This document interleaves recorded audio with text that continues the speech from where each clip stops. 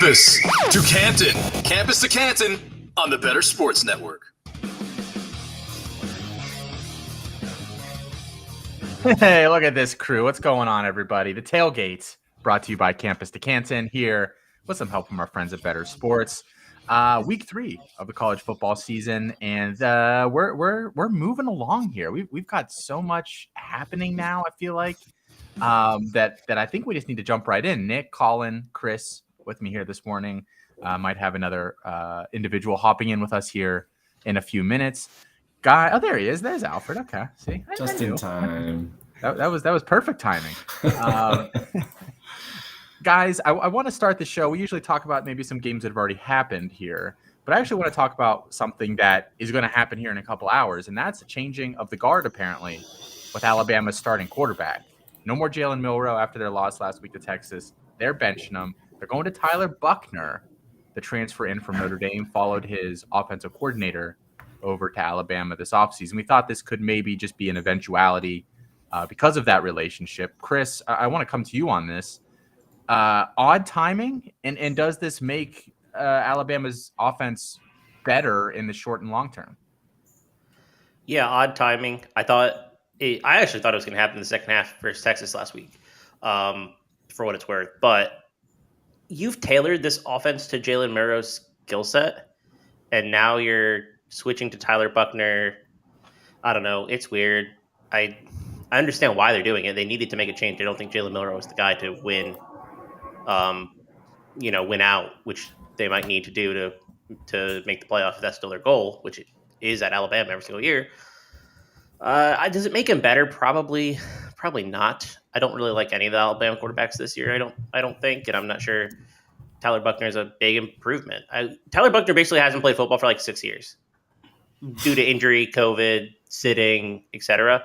He's had like a handful of games, but he's really not played a lot of football the last 5 years, 6 years. Nick, from a line perspective, you kind of have your different models that weigh talent and experience and some statistical information.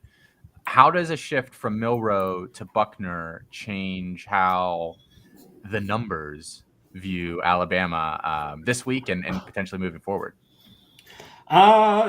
Unfortunately, or I guess fortunately, it doesn't really change much. It doesn't change really anything. Buchner, the way I calculate things, which we do individual player ratings based on their projection coming out of high school, the talent numbers by the good folks at places like 247 Sports and On3, adjust for experience and production, as you said. And as Mox said, Buchner hasn't really played much. He's been productive enough to add to that individual player rating in one game so far in his career. Milroe also just one game. They are not separated very much at all in terms of that projection coming out of high school. They're the same class. So basically they are the same person on paper on our CFP winning edge spreadsheet. So that, with that in mind, this move doesn't move the needle really at all for me. And I did think that personally the timing was a little strange, because if you thought 2 weeks ago Milroe gave you the better chance to win coming into the season, this particular spot on the calendar going to USF seemed like an opportunity sort of to get right, build some momentum before really getting into sort of a tough start to SEC play next week, and making the move. I don't know, just struck me as a little bit odd. I thought Buchner had a chance to win this job coming out of fall camp. Apparently it was close enough that they feel they're going to move to him and give him an opportunity here. But the timing was particularly odd, and I'm not 100% sure I would have done it this way. But obviously people know a lot more than me making those decisions.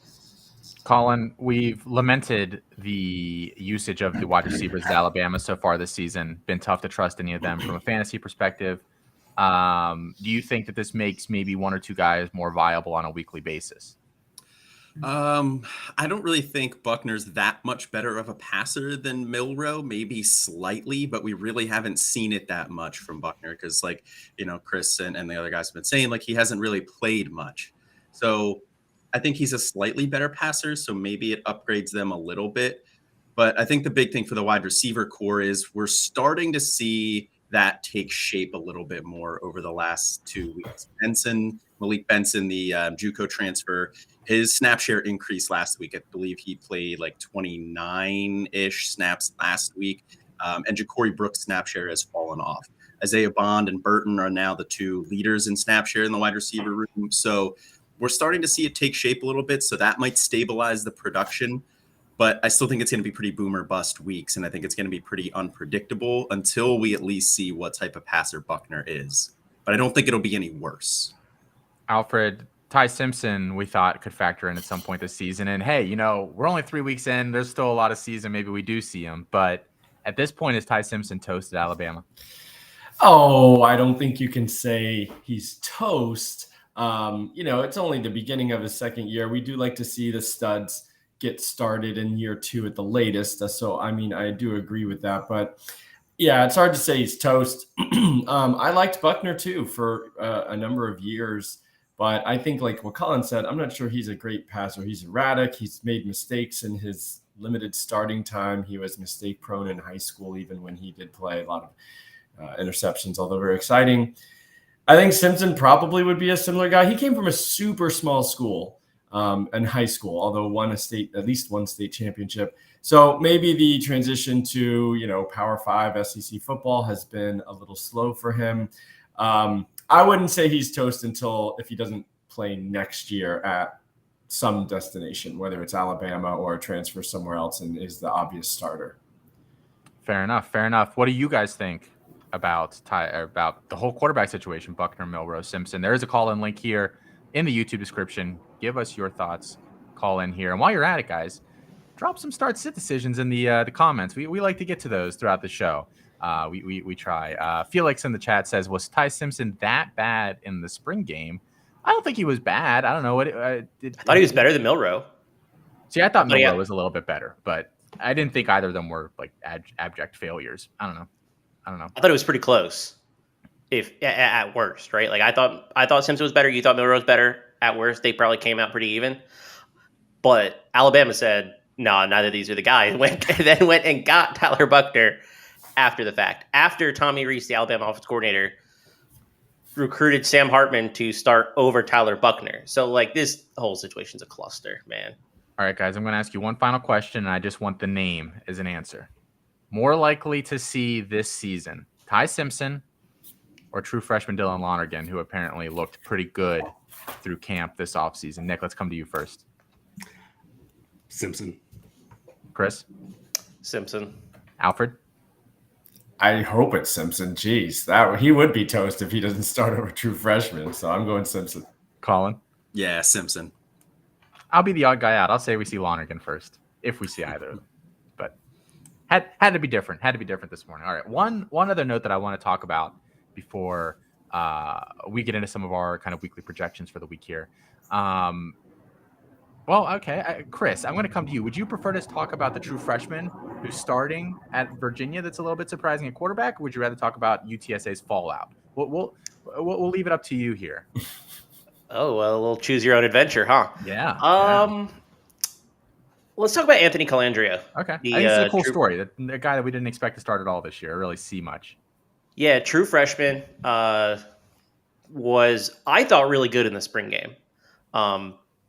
He and Tony Muskett both, played a good chunk of time. Jay Wolford, who I think was the assumed starter, was playing baseball, so we didn't get to see him. But I thought Calandria looked like really impressive, and he caught my eye. Comes in last week and almost beats James Madison, which, they scored 30-plus points, which doesn't really happen at Virginia. They're kind of allergic to offense. Then I thought he played really well last night. They ended up getting boat raced by Maryland late in the second half, but I thought he had another good game. And this is a guy who is certainly on my radar now. He's made a couple nice throws. Is he going to save Tony Elliott's job? Probably not. But I think Virginia might have their guy. Alfred, you lead our recruiting team here at Campus2Canton. This guy was not on our radar this year, right, at all. I don't believe we ever discussed him, but I know you guys have a few more discussions on the back end that I don't see. Yeah, no, I actually I got a cop to this. Like Chris, I think tweeted about this kid. I had never heard of him. I'm at a bar last night. I'm scrolling the stat sheet. I see the name. I click on him, and he's like freshman. That says experienced freshman in high school, which means he's a true freshman. Last year was in high school. Never even heard his name once. So I have no scouting report on the guy except what we saw last night. Kudos to Chris Mox. Maybe he needs to join this recruiting team because he found that one I had never. But it sounds like maybe you heard about him in spring specifically. Yeah. Okay. I had never heard of the kid. I mean, he was quarterback 72 and ranked 1,463 in the 24/7 composite. So, and Virginia was his only Power 5 offer, by the way. Everything else was G5. I don't think there's anything there that would have raised the signal for us to be interested in, right, Alfred? I mean, that doesn't sound interesting at all. No, I go down the list on 3 stars, and I'll just watch tape of all of them. As far down the list as I can go. I'm not sure if I would have gotten to 1,400 or whatever that is, but guys that pop, sometimes you can just tell. But he was a name I never came across. I watched him last night. I mean, live little arm looks pretty interesting. Looks like an interesting guy. So maybe Virginia really got something there. All right, let's move into some of our weekly rankings here. Help assist us with some of our start-sit decisions. Again, go ahead and drop some of yours in the chat if you'd like, or give us a call in. That link is in the YouTube description, wherever you're watching. Let's start with the quarterbacks here, guys. Quarterbacks that we have projected. Projections really like Jalen Milroe. Unfortunately, as we said, that's not happening. So top guys this week, Shedeur Sanders at Colorado. I don't think there's too much surprise that he's a top guy this week. Tyler Shuck at Texas Tech. Sam Hartman at Notre Dame there. Jaden DeLaura at Arizona has had himself a nice start to the season. Jackson Dart at Ole Miss. Donovan Smith at Houston there. Connor Wegman at Texas A&M. Devin Leary at Kentucky. I think that's an interesting one, matchup based, and we can discuss that here in a minute. Kyle McCord off the schneid a little bit last week for Ohio State in at number 9. Michael Penix Jr., number 10 for Washington. Jordan Travis for FSU, 11. Cameron Ward from Washington State, 12th. Peyton Thorne, I think this is an interesting one, but again, another one that I think is based on matchup for Auburn. And then Jacob Zeno, 14th, UAB's quarterback, who's had a nice start to the season. Nick, any guys stand out to you in your rankings that maybe didn't sneak into ours? I know Austin Reed isn't there, but that matchup against Ohio State, I think our model did not particularly like. Yeah. So it's always interesting to see how my numbers compare to these and others out there. And I definitely suggest folks look at multiple spots to kind of see what you kind of agree with coming in. And Austin Reed still, despite the Ohio State matchup, which obviously an incredibly talented unit, my projections still like Austin Reed this week. Have him towards the top of the list, which maybe a little bit of a surprise, maybe a little too optimistic. But I do expect that Western Kentucky is going to try their best to compete and give Austin Reed a opportunity to throw the football early and often. Malachi Corley sounds like is back and going to be part of the mix. So I think that he'll certainly have an opportunity to be productive. Maybe still we're a little too high, but yeah, I'm still in on Austin Reed this week. Chris, I mentioned Devin Leary there is a bit of an odd one. Kentucky gets Akron today. Akron has, I know our Zips hashtag have not been great so far this year. Could this potentially be a smash spot? I mean, I like Ray Davis here a lot. I don't know how I feel about Leary. Yeah, it's a smash spot. They're going to probably cruise. If you were watching the Akron game last week, though, they had a miracle cover, by the way. It was awesome. They ended up winning the game and covering. So that was fun. But yeah, I mean, their line was less than 3 against Morgan State. Akron's had a little bit of tough I just wanted to clarify that. I didn't realize that. Ooh. Okay. Yeah. So sitting on a 2.5 win total doesn't feel so good right now. Although they're pulling through for me. Yeah, I think that this is the get right spot for this passing offense. It has not been that good through 3 weeks or 2 weeks, and I think we have 3 really good receivers, like really really solid: Barry Brown, Dane Key, Tavion Robinson. So I think we could have a big showing for this offense. I hope we get it because I think they need a get right spot, or it has not been super impressive.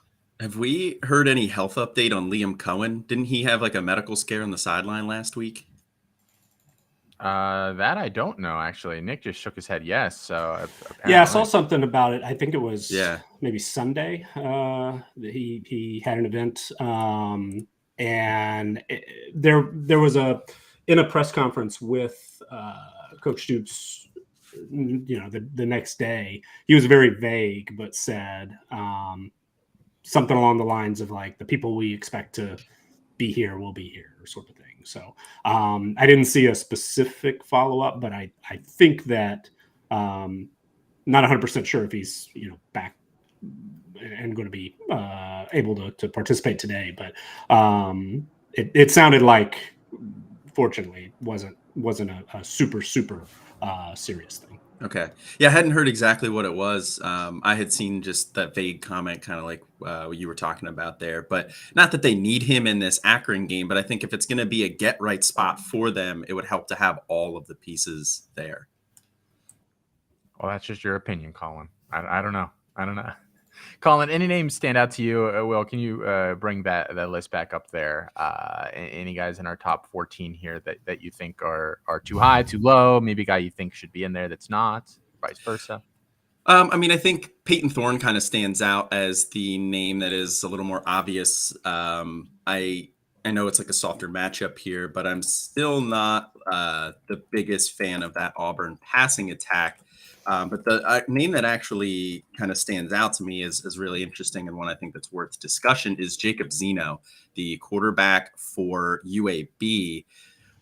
With Trent Dilfer coming in this offseason, we didn't really know exactly what that offense was going to look like this year. But Jacob Zeno, albeit in 2 softer matchups, North Carolina A&T and Georgia Southern, he's thrown for 291 yards, 3 touchdowns, and then 385 yards and 2 touchdowns, and is completing 84.5% of his passes, which is an absurd rate. So he's been kind of a surprise performer for me this week. And as we get into conference play coming up here, I think Jacob Zeno could be a really intriguing option moving forward. So I'm definitely keeping an eye on him on this one.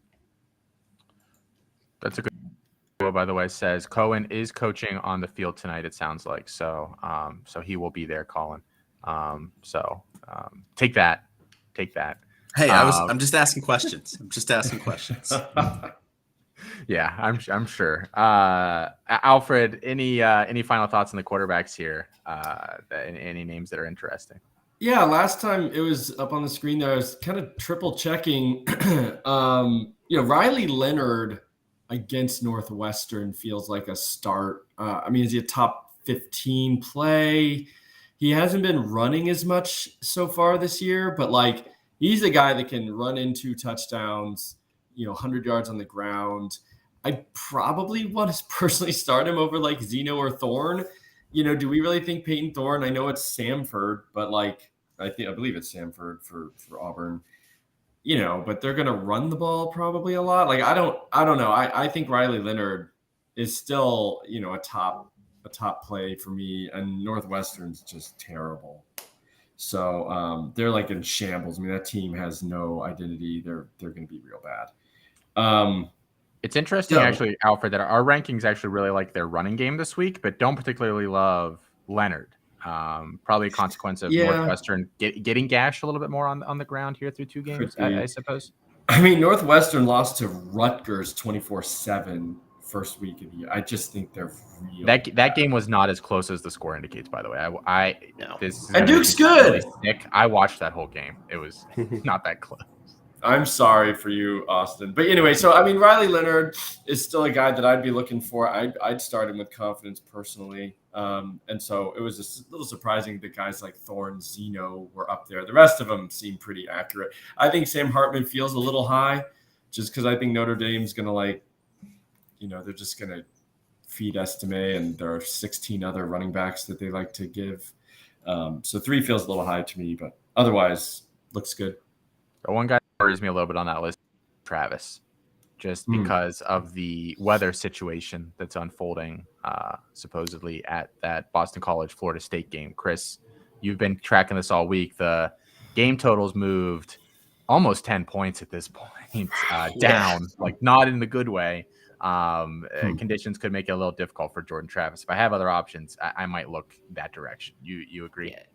It has come down a little bit. I think it was projecting like 25 plus earlier in the week, and the track shifted a little bit the track shifted a little bit east. And so now we're looking at like 15 to 20, and then with like 30 to 40 mile per hour gusts, which is still not a positive environment. And there's rumors that Johnny Wilson is out as well. So that's another weapon for Travis. I think they run a lot. Plus the offensive line is pretty banged up. So there's a lot of concern starting Jordan Travis this week. As we budget for next year, I would like to propose that we get a nice weather board behind Chris that he can motion and really visualize. I have it up on my third. I have a third screen or a third monitor, and it's just the wind finder of the whole country. Of course it is. The sad part is, like, I think that's probably true, but could also not be. I never know. I never know. Windfinder.com. It's your best friend. Let's pivot to the running backs here, our top running backs this week. And I think there's at least one or two potential injuries that we're going to be monitoring here, and we'll mention as we go through these guys. Let's see here. Number 1, Bucky Irving. Not too surprising there for Oregon. He's had himself a nice year. Blake Corum at Michigan, Audric Estime at Notre Dame. Kind of your main suspects there. RJ Harvey, I think that's an interesting one for UCF. No John Reese Plumlee, so perhaps they do lean on him a little bit more. Jade Knott, an injury here potentially to monitor. Left last week. I think they've been kind of wishy-washy. I don't know. Have you guys heard anything on whether they've confirmed that he's in this week? I haven't seen a follow-up. I think I haven't either.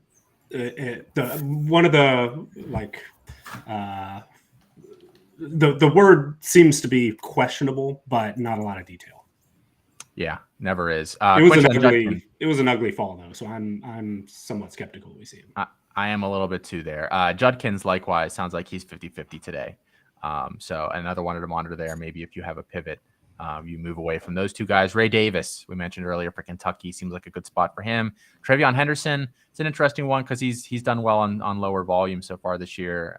But how long can that continue? Will Shipley from Clemson at 9, Amarian Hampton, fresh off a almost 250-yard performance for UNC at 10. Jordan Waters, Duke there at 11. Carson Steele at 12 for UCLA. Ashton Genty at 13, and then Roman Hemby, who actually played last night and didn't do anything with his carries, unlike all the other backs there. So I don't know exactly what happened there. He scored twice, but it didn't look good. I don't know. RB-wise was bad. Yeah, I don't think that was awful process. Just he's not the guy that got the touches. Nick, we'll come to you again here first. Besides those two injuries, anybody kind of catch your attention here? Well, one that I know my ratings are quite high on that I want to mention as an injury potential to at least be aware of is Devin Neal, Kansas running back going against Nevada this week. Looks like a really, really good matchup, but he went down momentarily last week with an injury, and there have been some whispers that he could be questionable at best in this game. So probably want to look for alternative options with him as well. Other than that, there's not a whole lot of difference in mine. I definitely agree that Ray Davis is a nice one. UCLA going up against an FCS opponent this week, Carson Steele, and the multiple running backs they've got there. TJ Harden, I expect to be in the mix also, but yeah, not many disagreements. Certainly looking at my ratings.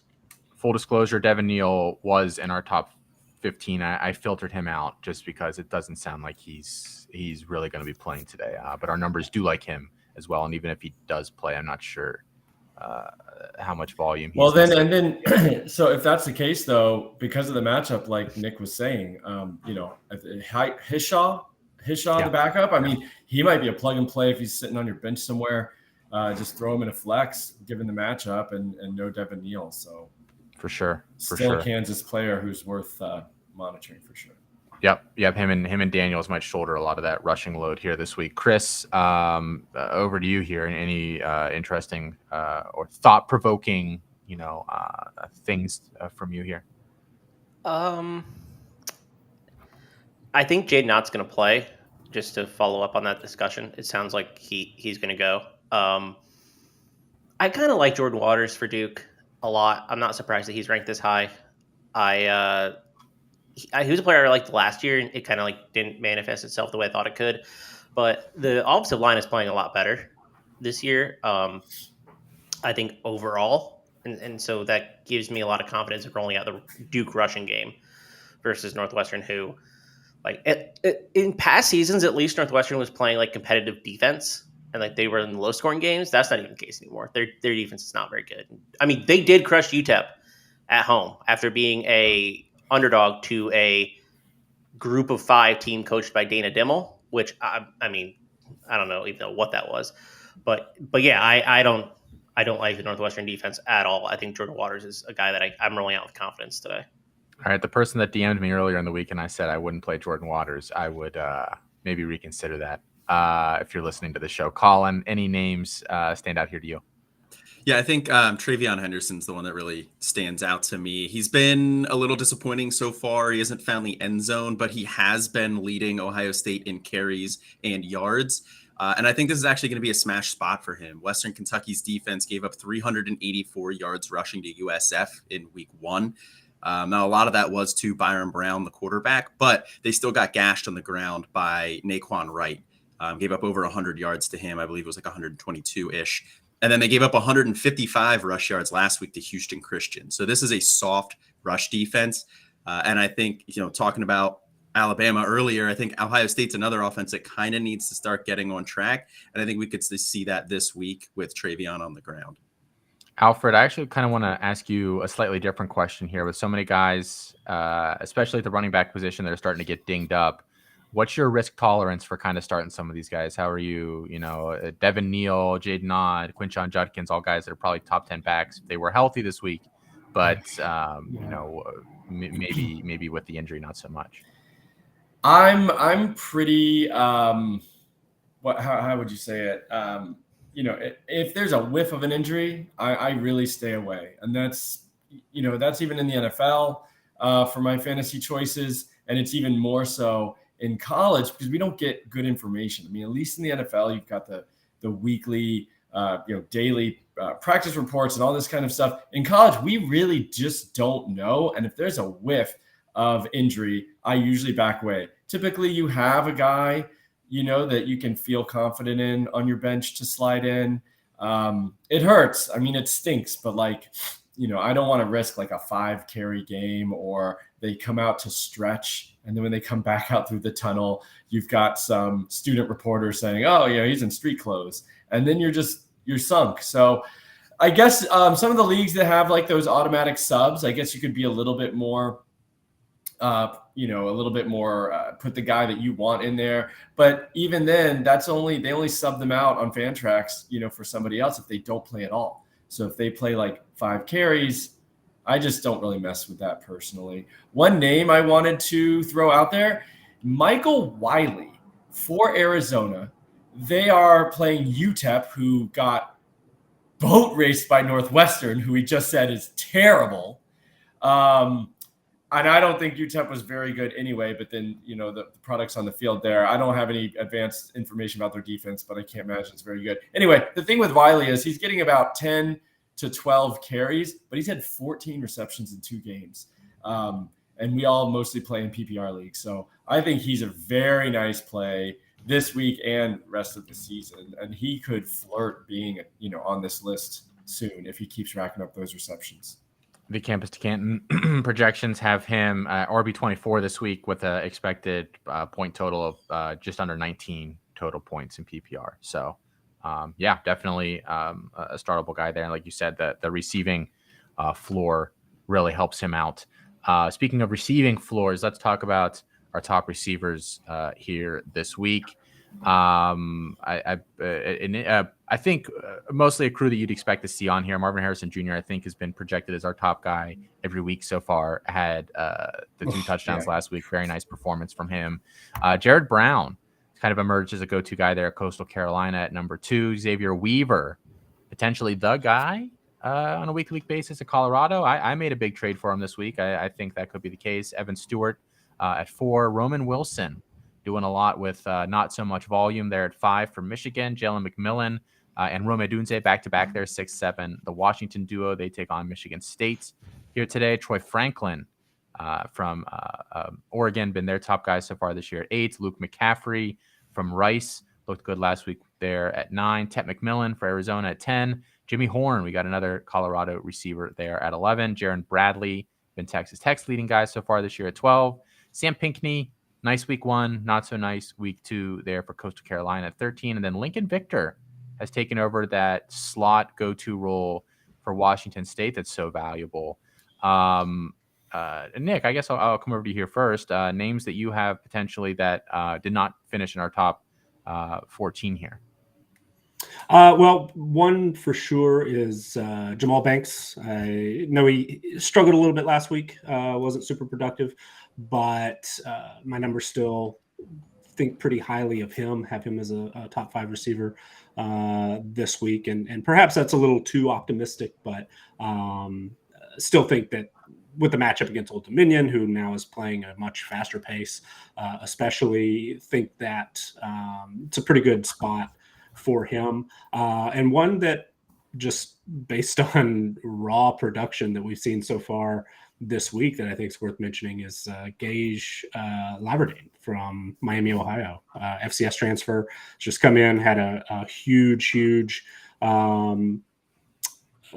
season so far, and there's been a pretty strong track record there of having the top wideout, whoever it may be, just produces on a week in, week out basis. And right now that seems to be Laverdane pretty clearly, and he's been spectacular so far. Nick, I picked him up in some places this week where I missed out on waivers, some guys week 1 for some big money. You're just sticking him right in the lineup this week. If you, you're not starting him over, maybe an established stud, but if you've got a roster space there, you're doing it. Yeah, I think so. It's just there's such a strong track record at Miami. Guys we've seen it has changed, hasn't been that they've had, one particular stud. We've seen 2-3 guys over the past few years. So I think that, we're not going to see 200 yards every week, certainly. And Cincinnati is somewhat of a tough matchup, at least historically has been pretty good defensively. But yeah, I think that might as well, if there's any, if I wouldn't necessarily slot him in over your go-to guys, like you said. But if you're dealing with an injury issue, if you've got maybe a USC guy or two who's off this week, I would slot Laverdane in there and feel pretty good about it. Sounds like Quinshon Judkins is now doubtful. Just to finish that update, we got a couple folks saying that here. Chris, wide receivers, anybody standing out to you here? And by the way, Jamal Banks, we have projected about 3 points fewer than number 14 on the list there. So still definitely within that same ballpark there for you, Nick. No, the only thing I would say is that it sounds like wide receiver Trey Harris, also Ole Miss, is going to be out as well. So, he's been pretty productive this year for you. Just take him out of the lineup. I think that makes Georgia Tech a pretty interesting dog in this game. How does that make you feel about Dart? Because it sounds like Zachary Franklin is probably, or Zachary, however you say it, is probably out as well. So, that's their top 2 guys there down. Plus, Priestcorn isn't playing either. And maybe no Judkins. Nervous. I mean, this is starting to get thin. Yeah. Nervous. The game total is like still like 63, so they expect points to be scored, but not sure where those points are coming from. Gotta be totally honest on the Ole Miss side. Probably just a bunch of randos, and I guess Wade, the wide receilot. It's Riscano week, baby. It's Riscano week. Riscano week. Maybe so, but True freshman running back. lot of concerns on what that offense looks like today with names that are recognizable to the average person. Colin, wide receivers, thoughts? I think it's pretty interesting that both of the Coastal Carolina duo is on there, Jared Brown and Sam Pinckney.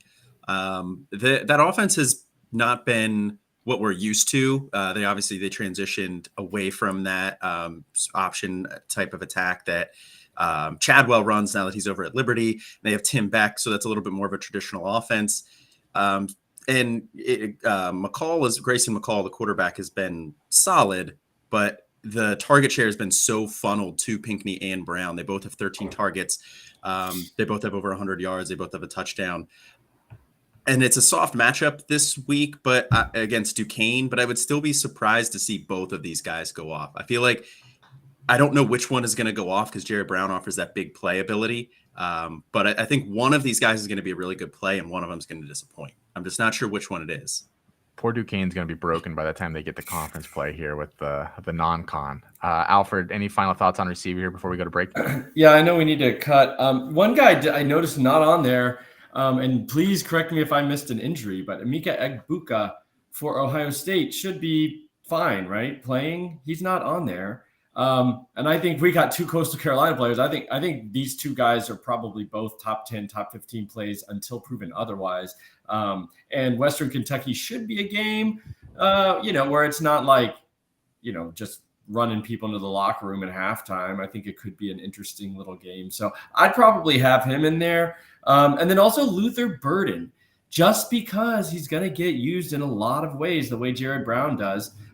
He jet sweeps, end rounds. He'll run the ball in on short carries for touchdowns and things like that. He's just, you love a guy who's the player on an offense, even though it's Kansas State. That's probably going to be, not necessarily a barn burner. But I just like guys that you're going to funnel an offense through. And I think Luther Burden probably belongs in the conversation every week. For what it's worth, numbers like Egbuka this week within half a point projection of the guys that were lower on that list. That's really what you kind of got to look like. How close are some of these guys? And if, it's all close, then, you kind of start your favorites from there. Burden, not so much, only projected 16 points this week in that matchup against Kansas State. So that'll be interesting there. All right, we are going to go to break here. But when we come back, we're going to talk tight ends, then get into some other start sits and answer your start sit questions. So make sure you're getting them in the chat. This is Campus2Canton here on Better Sports. It's college football game day, and we're getting you ready for all the action on Campus2Canton. I like to eat my feelings. So when I'm like super sad, single serving pint sizes of Ben and Jerry's, I just start shoveling that in, and it makes me feel bigger and better. But so let's eat our feelings here. What we're gonna do today is we're gonna talk football players, food. We're gonna pair them up. Who is represented by what food? All right, I want to just shout out Hal Alexander in there for CMC, Christian McCaffrey, is Rocky Road ice cream. A little bit of everything. Yeah, does it? Good with Hal. I like it, man. You know it. I love me some Rocky Road ice cream. Bijan Robinson prime rib. You know what? Bijan Robinson prime rib with a baked potato and some cream spinach on the side. That's what I'm talking about. That is the King's dinner. And Bijan Robinson, I don't care if the dude from The Athletic says only 301, touches. You know what? In honor of Card Sharks, I'm going to say, guys, that I think that number is going to be a little bit higher there for Bijan Robinson. So get your knife, get your fork, you got your steak, you got your Bijan. Yeah, that's what's up. You're on death row, and they say you get one last meal, and you just say Bijan Robinson. Bijan Robinson. Yeah, I'm totally down with that. Love it. I got to jump in on one real quick because Mr. Scamper said Kareem Hunt is candy corn, and I actually had a player, Tyler Boyd, was going to be candy corn for me, and basically it's that Nobody likes it, but it's always there.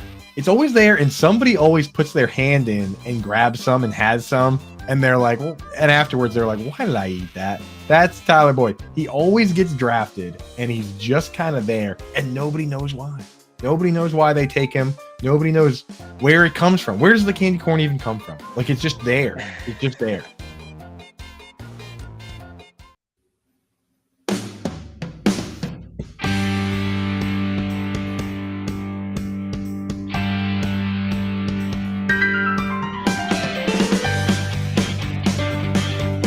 Almost don't want to break in on this one. Just enjoying the music here. Campus2Canton here on Better Sports to you guys. This is the Tailgate. We're covering everything that you guys need to know before the games kick off here today at noon. Speaking of all the information that you need before games kick off, head over to Fantasy Alarm. Sign up for a 7-day trial of Fantasy Alarm's All-Pro subscription. Get DFS content, NFL picks for week 2 free. So go ahead, fantasyalarm.com/NFL to get started on that. We've been hijacked. We've been bamboozled. I feel like Felix just went over my head here, joining in on the show here. Felix, the beard looks great. How's it going, man? How are you doing here on Saturday?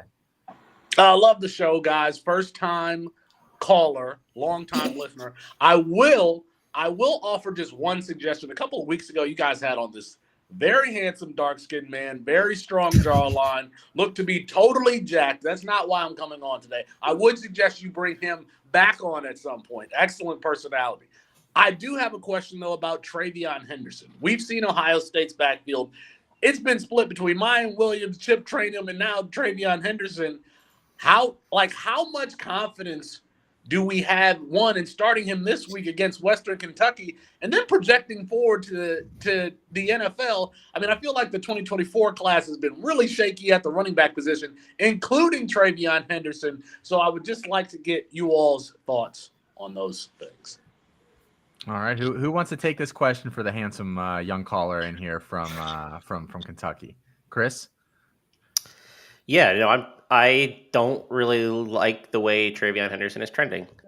Really, ever since his freshman year to now, splitting work. I don't really want to trust him today personally. I know Western Kentucky is a bad offense. Draft wise, I mean, I don't think we're at the position where there's going to be a first round running back in this draft. Mm-hmm. Maybe some round 2 guys, and maybe that's Henderson. But this class is a kind of a disaster, and I think Henderson is the front of that. And I don't want to call him a disaster or terrible or whatever, but he has not lived up to the billing of a 5-star Christian McCaffrey comp type player. Colin, our Devy team, specifically Mike, has been talking this week about how he thinks this running back class is shaking out to be pretty weak overall.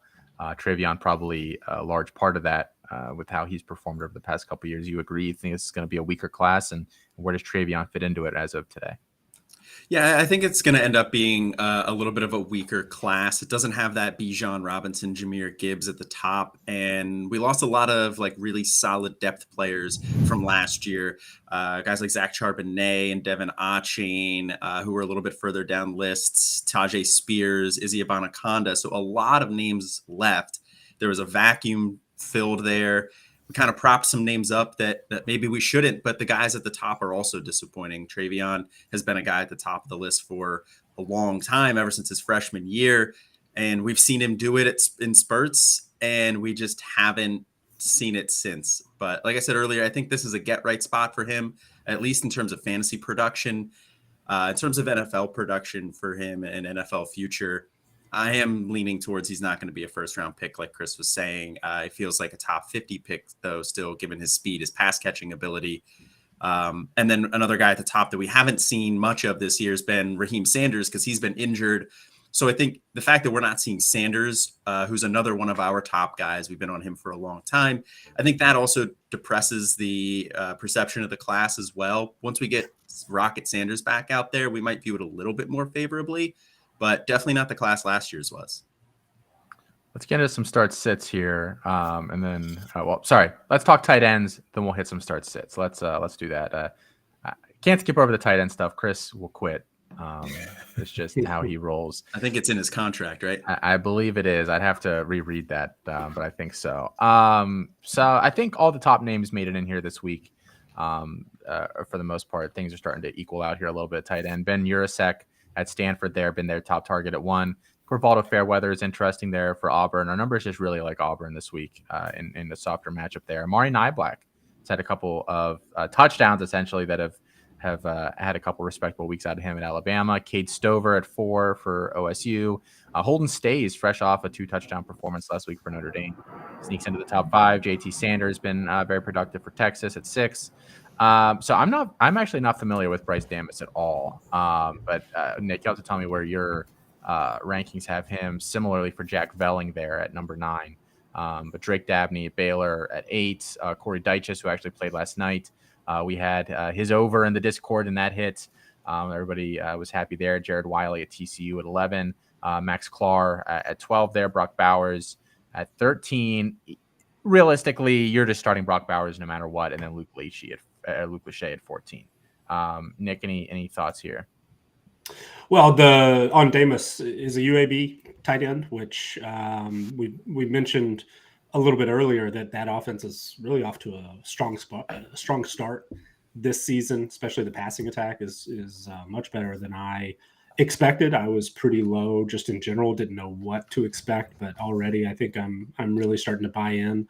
And yeah, Damas has been productive. He's not this high in my projections, but is top 35, and there's not a big gap between that and top 15 at this position. But I think that he's certainly an option worth considering because the tight end position is a little bit banged up this week. Aranda Gadsden, I haven't seen anything official, but didn't look good for him last week. I would expect he's probably not going to play at least this week, maybe a little bit later. I could have missed something, but that didn't look great at Arizona State. Conyers is going to be out this week, Jalen Conyers. So you're probably scrambling a little bit at the tight end position, and Damas is somebody who should be available in a lot of leagues, and I think is in a pretty good spot to be productive, continue to be productive. And I was glad to see Max Clare, the Purdue tight end, on that list as well.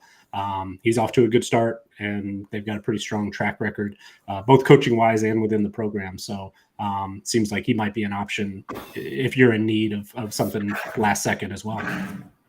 You mentioned the tight end's out this week. If your league allows you to play Dalvin Smith at tight end, he's probably out this week as well. So that's another one that you're probably missing out on. Chris, you're the tight end guy. I mean, I don't know. Tell us how it is here for this week.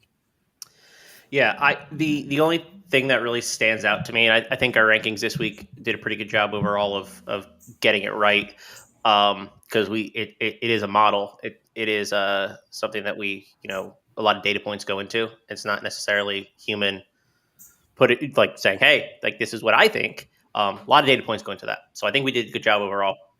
But I think I would have Luke Lachey a little bit higher. He's been really involved for Iowa 2 solid weeks. They get Western Michigan. I think Western Michigan might be, if they're not the worst, they're bottom 5 team in the country. They got dominated by Syracuse. Syracuse scored like 40 points in like 18 minutes of gameplay last week against them. So yeah, I think that I would feel really good about starting Lachey. The one guy that we highlighted last week, Harold Fannin, monster game, of course. That's our guy. You can't play him this week though. They go against Michigan. So looking at his last week, he was awesome. The whole offense was pretty good, but yeah, Michigan's too tough of an opponent to roll him back out. I have a start 2 tight end where I don't think I have a choice. But I mostly concur with you there. Colin, any thoughts on the tight ends here? Yeah, I think the one name that surprises me that's missing is Dallin Holker, the tight end for Colorado State. He didn't play in their first game and then came out in the second game and showed a pretty good connection with the presumable starter moving forward, Fowler Nicolesi. He had 5 catches on 7 targets, 47 yards and a touchdown in that one. They were on bye last week, so maybe some people are forgetting about him. Our model probably doesn't have a very high score for him this week because he's only played one game so far. But it seems like he's going to be a pretty prominent piece of that passing attack. And they go up against Colorado. They're going to have to throw the ball and have to score. So I think there's going to be a lot of volume for Holker this week. So he's somebody that isn't on that list that I do really like. Our numbers have him as the tight end 22 overall.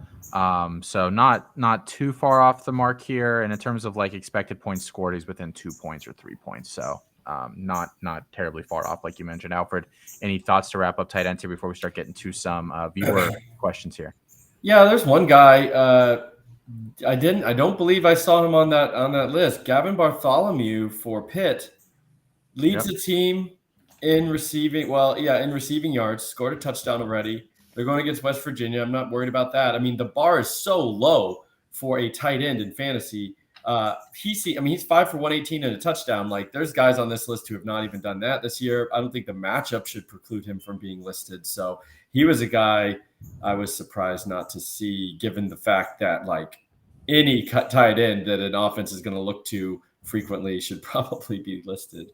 What were our projections for him? I'm just surprised. Let's see here. Gavin Bartholomew. We have him tight end 19. So, right in that range probably. Again, not too far off.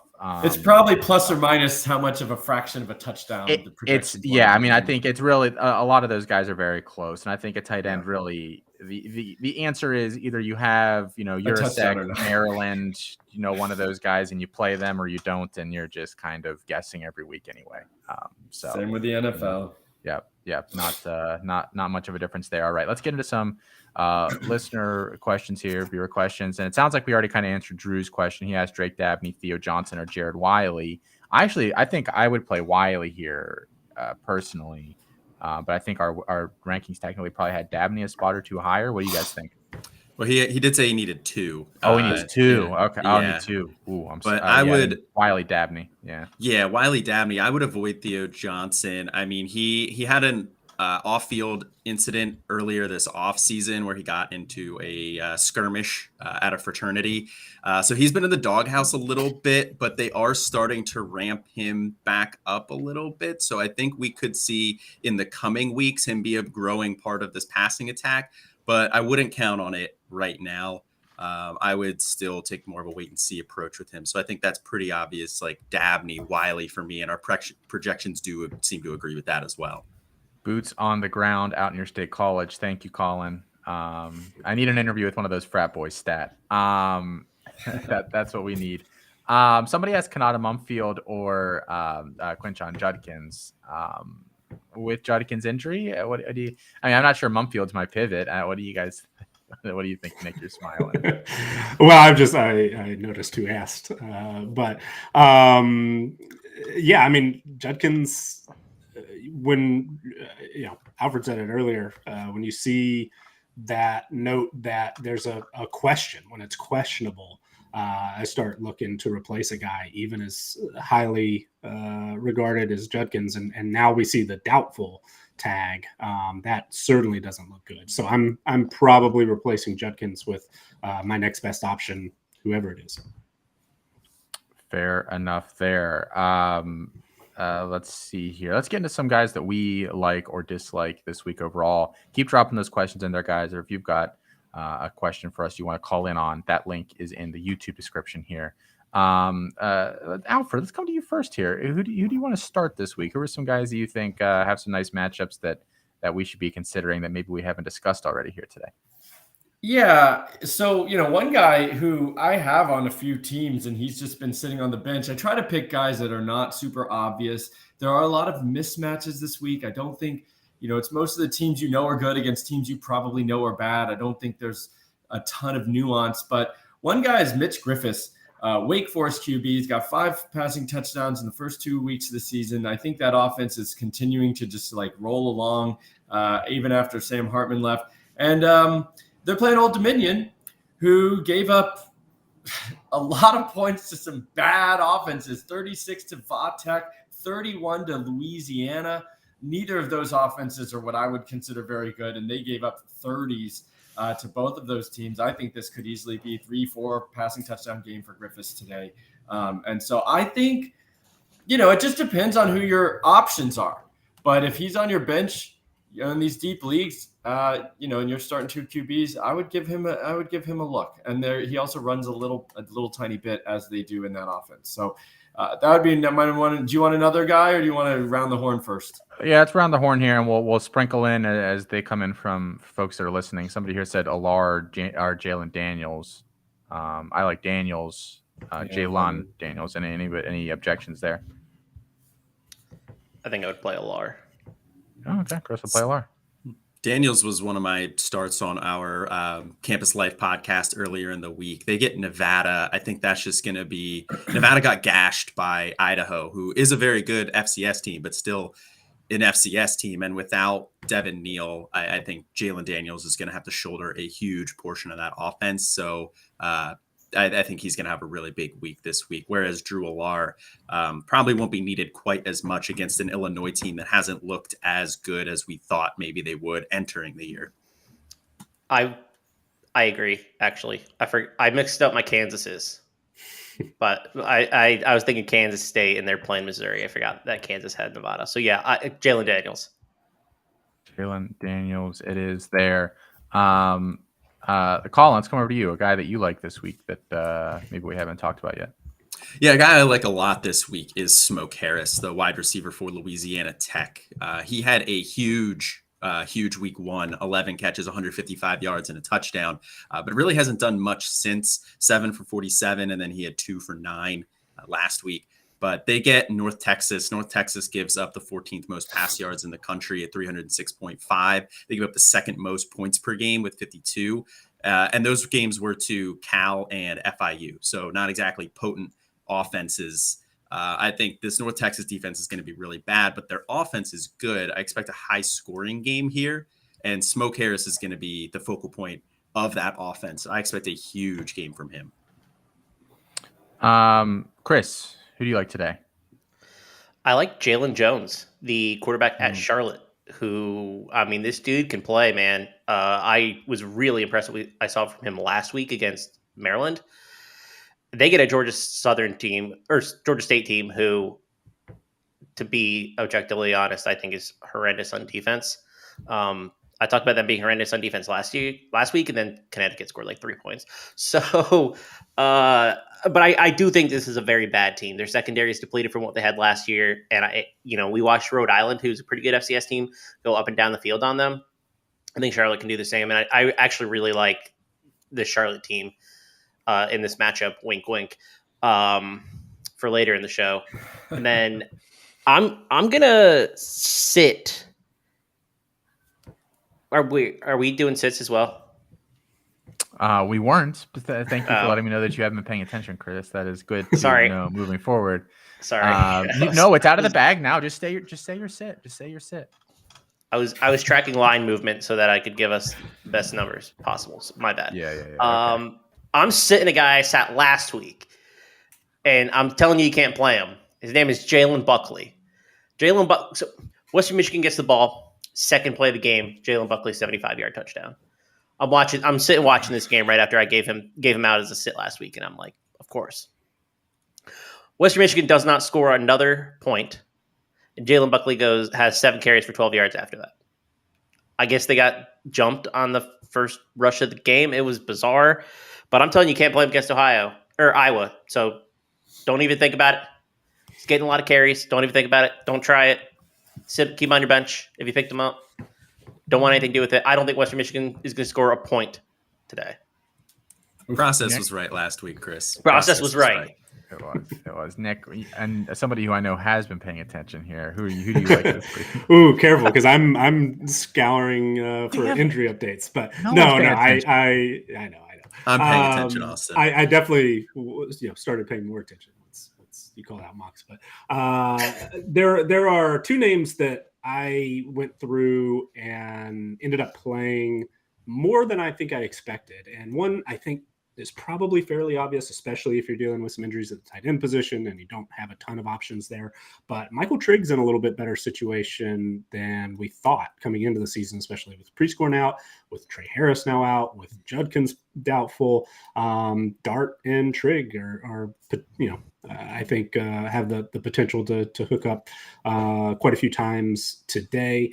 And then one that surprised me a little bit more because he is sharing the workload, not a big name by any stretch, but Jalen Lucas, running back at Indiana, is, in my opinion, clearly the best player on the roster there, and is getting a little bit more and more of a workload each week. This matchup against Louisville is pretty good. Louisville really struggled in week 1 to stop the run against Georgia Tech. They're currently 94th in my defensive team performance numbers against the run. Very small sample size, of course, but that I think is a pretty good spot for Lucas, who can catch the ball, can certainly make some big plays in the return game as well, and I think is going to start getting a few more carries each week until he just turns this into a little bit more of a one-man show, and instead of splitting time with Josh Henderson in that backfield. He was awesome last week, by the way, against Indiana really State. good. I mean, there was not a single player that could keep up with him. Yeah, granted level of competition, but Smoked him though. Yeah, he did look very good. Sits.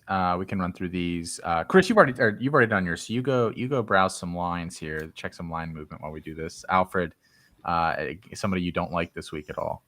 I don't like two running backs in Kansas State, Missouri very much. I think Schrader gets a lot of use, but I alluded to earlier, that game's going to be a little bit rough, I think, from an offensive standpoint.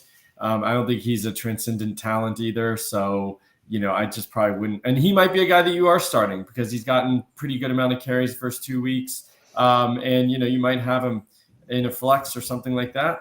But I probably wouldn't be too jazzed about it today. And then Ward, I thought he was going to be a little bit more of a bell cow for Kansas State, but they're definitely splitting with Giddens. And so I probably, he's a guy I drafted as a starter in a few supplementals, and pulling him. So that's a guy I try to give ones that like I'm experiencing or I figure, might be on starting rosters, and I would pull him. You probably have a better option. You're not telling people to sit Cole Cabana? That's not digging that deep. Is that? No. Okay. Somebody in the comments said Dion still has his shades on. He's live on game day right now. No respect. And I suspect that whole team is going to be wearing sunglasses. Oh, on the sideline, including Ralphie. It's going to be no respect. Give Ralphie. Oh glasses. yeah. I had my sunglasses on before we started, and Austin told me to take them off. So I did. I the respect levels here. I also thought about it. Chris is metaphorically wearing them right now because he just isn't paying attention to anything we're saying. So, Colin, who are you sitting today? So I'm sitting wide receiver Keon Coleman for Florida State in this one. Now, the weather at the beginning of the week with the hurricane coming through is expected to be like 30-mile-an-hour winds. It is not looking quite that bad up there. I was just checking the weather report, pulling a Chris Moxley. It looks like the wind's going to be like 10-ish miles an hour with gusts up to 15. So not quite as bad with the weather as expected. But either way, I think that I've seen Johnny Wilson was practicing this week. So it is kind of up in the air whether he's going to play or not. We'll see if he ends up getting out there. But I think that Florida State's going to crush them on the ground. Boston College gives up 215 rush yards per game to NIU and Holy Cross. And that NIU team just got beat by SIU, the Salukis. So that's not a good NIU team. I think Florida State's just really going to run all over Boston College in this one. It'll get out of hand, I think, pretty quickly. We could see a line from Coleman similar to what we saw last week where he went 3 for 48 and a touchdown. But let's be honest, that's not really what you're looking for in somebody you're starting in CFF. That's only 13 fantasy points. So even if he hits that type of a total, I would still sit him this week. And Nick, we'll come over to you. One that it seems like every week I pick somebody to sit that it hurts my heart because Pofele Ashlock at University of Hawaii is off to a really great start, but that team is on the road this week at Oregon. And then Ashlock saw a little bit of a reduction in his role last week, a few fewer targets, fewer snaps, in part because Jonah Pinoque is back and he is in the mix. I would expect probably going to be a little bit more involved this week than he was last week, and saw some positive signs from Jalen Walthall as well. So that Hawaii receiving group, which, Ashlock and McBride first 2 weeks were clear 1 and 2 and in line for really productive, seemingly week to week workload, and still certainly could be. And I don't expect Ashlock to disappear, but it's getting a little more crowded, especially with Pinoque back and healthy. And then the matchup I just don't love on the road is like a 38-point underdog against Oregon this week. Yeah, tough matchup there all around. You sitting like all their receivers, McBride, Pinoque, if you have them, just all of them hanging out on your bench? I think this week, yeah. I considered starting Shager in a spot, but it's just overall a tough matchup for Hawaii this week. I'm not super optimistic that offense is going to be productive. Fair enough. All right, guys, we're going to go to break here. When we come back, we're going to talk prize picks, which we have been doing pretty well on this year. Get you guys some wins over there. We are at Tailgate here from Campus to Canton here on Better Sports. Let's go to the running back report right now and talk a little bit about Christian McCaffrey here. That the Niners are going to take Christian McCaffrey off the field more than the Panthers did. And I can't. I mean, I think it was a Niners coach or maybe it was a Niners beat writer, Graziano himself, talked about like this could be an epic 1,000-yard season. And I'm scratching my head like, how does this work if he's going to be playing less, but he's putting up better numbers? Where's the disconnect in here? The answer actually came out on DraftSharks.com earlier this year because I wrote the early round bust article, and now that the season's starting, I'll go ahead and reveal that it was Christian McCaffrey. How about that? Early round bust, first round bust, Christian McCaffrey this year. Matt, enlighten us on why he is DraftSharks' first round bust. This is the first reason, what we're talking about right here, because the Niners, for the first time in his career, have reason to not overwork him. The reason that Christian McCaffrey was so dominant in Carolina was because he was the offense. He was the leading receiver and the leading running back. He got a ton of touches, and he delivered with them. We already saw him in San Francisco get fewer touches than what he got in Carolina. He had his fewest receptions. He had fewer receptions per game last year for the Niners than he did for the Panthers. He had fewer touches when Elijah Mitchell was on the field. He had fewer touches when Deebo Samuel was on the field. They just have a lot of guys to give the ball to, and they have every reason to lighten his load a bit. And I'm not saying that that's going to make Christian McCaffrey stink, but if we need to take a guy in the first half of round one, we need a dominant running back, especially a running back, because he's one of the few running backs up there. He has to be a whole lot different than the running backs that we can get in round two. And I just think that the work he's going to get is not a whole lot different than what Tony Pollard's going to get, and not enough different versus the other guys behind them.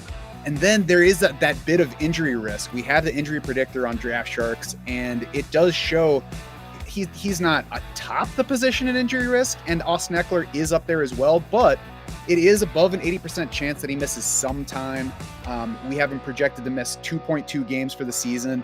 So it's just, when you get more touches, I guess if he beats that first concern of ours and does get more touches than we're expecting, what he also does is increase the chance that he gets hurt, because that's just a fact. The more you touch the ball, the more likely you are to get hurt. So just when we combine all of that with the price of where you have to take him in the first half of round one, amid this, land of high target wide receivers, there's bust potential to him.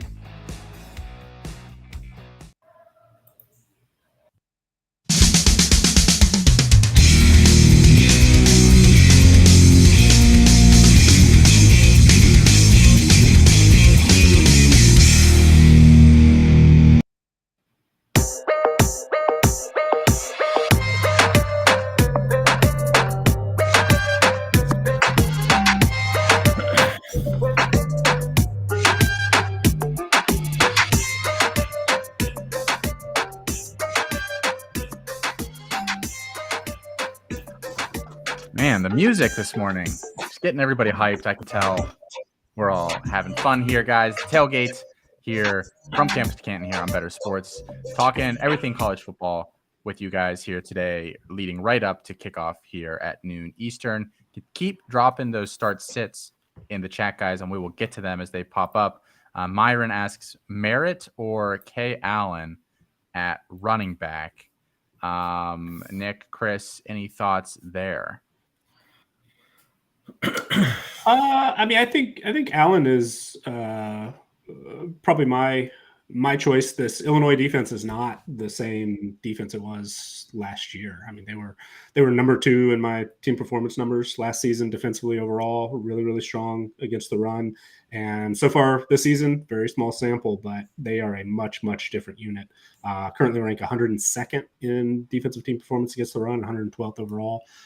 So I think Allen's in a decent spot, even though he's going to, of course, as always, share the workload. All right, there we go. Let's get into some prize picks here, guys. For anybody not familiar, these are all totals for players, receiving yards, touchdowns, interceptions, you name it. It's probably on their fantasy points. That's usually the category that I go after. Pick between 2 and 6 of them. Choose, whether you need to hit all of them or a certain amount. And if you guess more or less on enough of them, you win. You get some cash back there. Promo code C2C, 100% deposit match up to $100. Nick, we'll come over to you first here. There are actually a lot of lines that I like on here this week, and I think these are all really interesting ones that you have listed here. Yeah, so I'm admittedly new at the player projections weekly sort of thing. So I'm trying to figure out my own, what I'm doing right, what I'm doing wrong, and so far in the projections, and we talk about these in the Campus to Canton Discord each week. The early player projections, mine are low on a lot of props, like going through prize picks and props. It seems like 80% of the time my number comes in on an under. So I pay more attention when they're an over. So those I tend to pick out a bit. And a player we mentioned earlier who my projections are much higher on perhaps than some is Jamal Banks, wide receiver at Wake Forest. 62.5 is very reasonable. I project closer to 90. And I know last week came up short, but there was a huge weight and some weather issues there. And this seems to be a pretty good matchup against Old Dominion. Colson Loveland, a personal favorite of mine, Michigan tight end, has been off to a little slower start this year than we expected, but 27.5. Again, also very, very reasonable. You can get that on one catch today against Bowling Green. One that my numbers have started to like more and more each week, and partly it's because he's just sort of force-fed at this point, is Ricky Pearsall, wide receiver at Florida. Projection is closer to 90.5. Tennessee, of course, operates at a really, really fast pace, so expect that Florida is going to have plenty of opportunities with the football, plenty of possessions, and Pearsall is usually option 1 and option 2, it seems like right now, for Graham Mertz. But one under that caught my eye, and I think is got some decent value, certainly compared to our projection, is Quinn Ewers under 281.5 passing yards. A little bit of a potential letdown spot today against Wyoming. If Texas comes out and takes care of business, they probably won't need Ewers to attack downfield through the air very often. And so I think that our projection is something like 250. So saw some value there. And I think just sort of the spot, which Wyoming does have a pretty tough defense, especially in the front 7. So maybe there's some opportunity there to put some pressure on Quinn Ewers. So I think 281.5 is just enough that the value looks to me to be on the under for that one. Yeah, that's a pretty good shout there. Wyoming obviously beat fellow Big 12 Texas school, Texas Tech there week 1. So, not an easy slam dunk matchup by any stretch. Chris, props that you like here today. Yeah, I'm going a little off the board on all of these. We haven't had one of these this season. I haven't seemed to find value, but we got it back. Will Rogers, Mississippi State quarterback, less than or more? No, it's less than. I think is the right way to say this. Negative 7.5 rushing yards. I think he is looking at double-digit negative rushing yards against this LSU front. And he's been pretty bad with taking sacks. He's holding the ball a little too long because his new offense just doesn't highlight his skill sets. And LSU's front, I think, can get after him. And this offensive line has been pretty weak overall. They have not held up well against Arizona. He had negative 15 yards, negative 7 against Southeast Louisiana. I think we're looking at like a possibly negative 15-yard performance this week from Will Rogers, who does not run. So you're not getting any value there. He takes 2 sacks, and you're possibly out of this number. I like Ryan Coe, UNC kicker, to go over 1.5 field goals. Last week, we had Jonah Dalmas to do this. Didn't hit, but that game went under by its projection by 30 points. Really weird game between Boise and UCF. But I like this one because UNC might struggle to move the ball against this Minnesota team, considering Drake May has no weapons currently. Nobody really catch passes that's super talented. So I think they might settle for field goals. We know Mac Brown is not a super aggressive coach. So I could see Ryan Coe kicking 2 or 3 field goals in this game. Then give me DJU to go over 0.5 interception. San Diego State's defense has been pretty good against the pass. They're second actually in turnovers, interceptions specifically. And Sedarius Barfield I think he has 2 interceptions already. He's been really solid for this team. So I'm thinking we're going to get a DJU turnover. We haven't had one this year, but he's been playing. He hasn't had to throw the ball a whole lot and hasn't had to be challenged. I think the San Diego State defense can get him into an uncomfortable situation. They're not as good as they have been in the past, but they are forcing turnovers. So give me DJU over half an interception.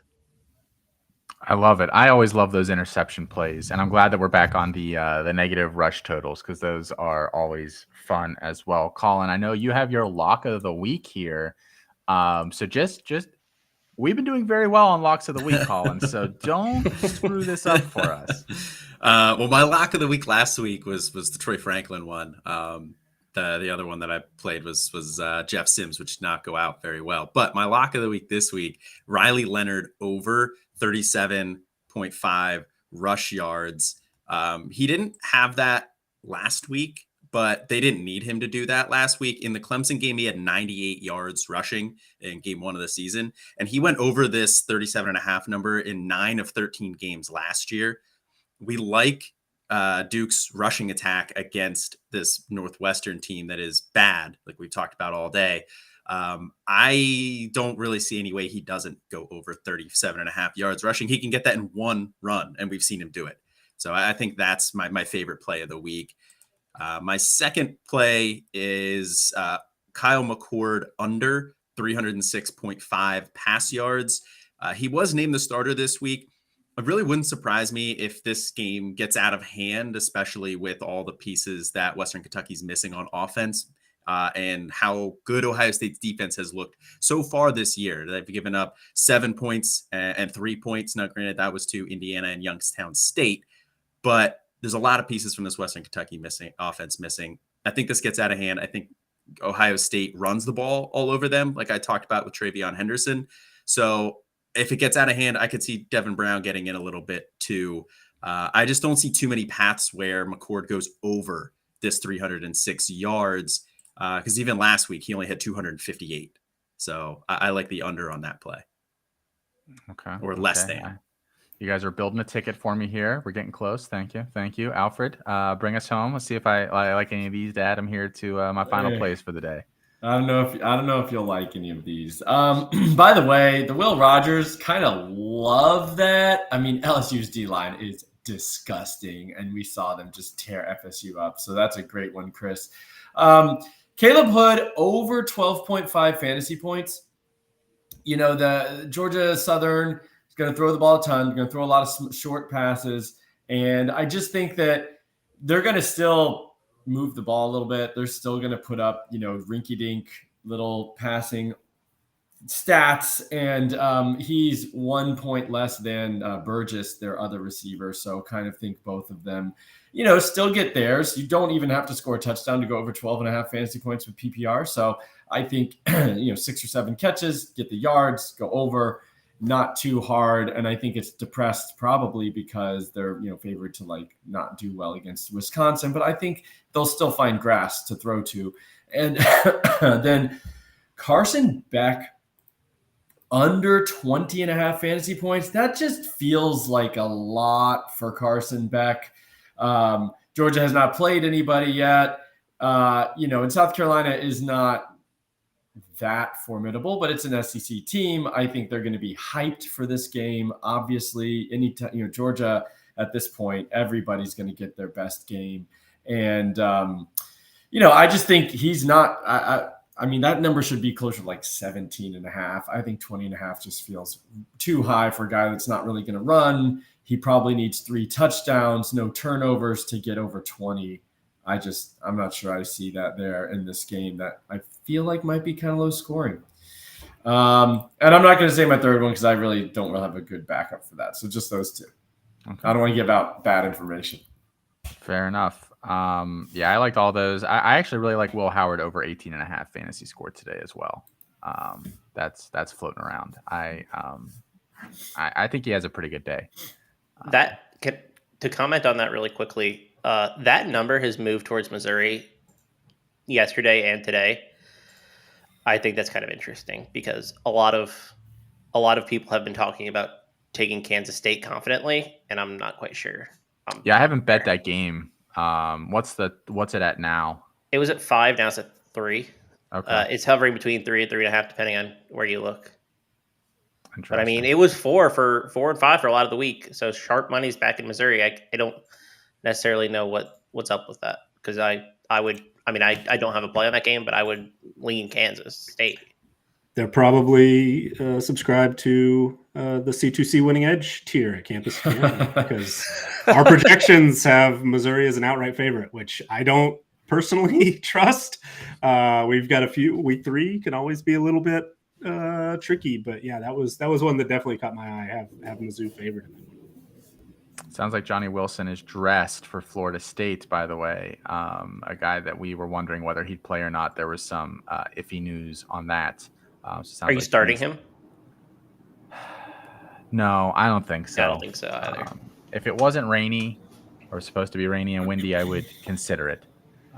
But you probably won't find a bigger Johnny Wilson fan than me, and I'm not starting him anywhere this week. You won't find a bigger Johnny Wilson hater than me. That might not be true. There seem to be a few out there.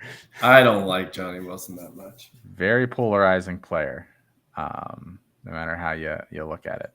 All right. Some other injuries. Nick, do you have any that you're monitoring here today? It does sound like Malachi Corley is going to play. And I actually do trust him against Ohio State. How do you feel about that? Yeah, I think that Corley's in a decent spot. There hasn't been a lot of late morning updates that I've seen, but one that caught my eye earlier, Indiana's EJ Williams is out. I'm not sure if I mentioned that in the start Jalen Lucas discussion, but Cam Camper went out with an injury last week. Sounds like he is back, but EJ Williams is going to miss this week. We've mentioned that Quinshon Judkins is doubtful. Trey Harris is out for Ole Miss. At Virginia Tech, Grant Wells and Jalen Lane are both game time decisions, as is Michael Pratt at Tulane. Haven't seen an update on him yet, but Florida State, in addition to Johnny Wilson, is going to be without 2 offensive linemen for sure. They're starting center and left tackle and a safety on defense. So I'm tempted, even though it's really been moving the last few days, to include Boston College as a potential top pick here shortly. I can get to 27. Do it. I kind of like it. Well, I'm thinking about that cover as well, guys. Our guys, Chris K and Ethan Sowers over on Campus2Canton have talked about that this could potentially be a look-ahead spot for Florida State as well, seeing that they get Clemson next week. So any thought on that playing a role in the line? Listen, gross. I can't put a number on look ahead, so that's tough for me. But the numbers that I do put in are a little higher on Boston College than the general feeling there, which is of course not good. So that's definitely a Tommy Castellanos is a wild card, baby. They should have lost. Player. I love that guy. Pat Garwo is questionable as well for Boston College early in the week. I haven't seen an update on that yet. Has there been a more mid player that's been around for forever than Pat Garwo? Oh my goodness. He was pretty good his first year. He was. I remember Chris and I talking, I think, on one of our now defunct DFS shows. I remember talking about playing Pat Garwo. This is like 3 or 4 years ago at this point. I still have him highlighted as an all-conference player. I don't remember when that was, but he's in the team profiles. He's got the gold tag. He was first or second team all ACC at some point. There you go. Proud of him. I just have such a tough time backing this BC team who should have lost to Holy Cross last week. Did not. I think we gave Holy Cross to cover on this show. We did. I played it. Yeah. Yeah, there we go. But yeah, I don't trust this team at all. It doesn't matter what this number gets to. I just can't back them. That's fair enough. All right. Well, speaking of guys that we've liked for a long time, or guys we think have NFL draft potential here, our Devy guys bring you a short segment every week covering some names you need to watch this week. So let's dive into that here, I believe, with Corey this week. What is going on, Campus2Canton family? Corey Prairie here from the Campus2Canton Devy team. Week 3 is here, and it's not the most competitive week, especially from a Power 5 standpoint or a ranking standpoint, but there's still a lot to look forward here from a Devy standpoint. Let's go.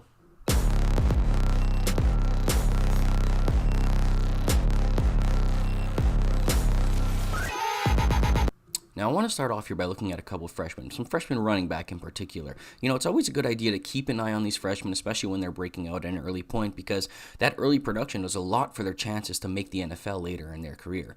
Minnesota freshman running back Darius Taylor looked awesome last week against Eastern Michigan. 19 carries, 139 for 1 touchdown.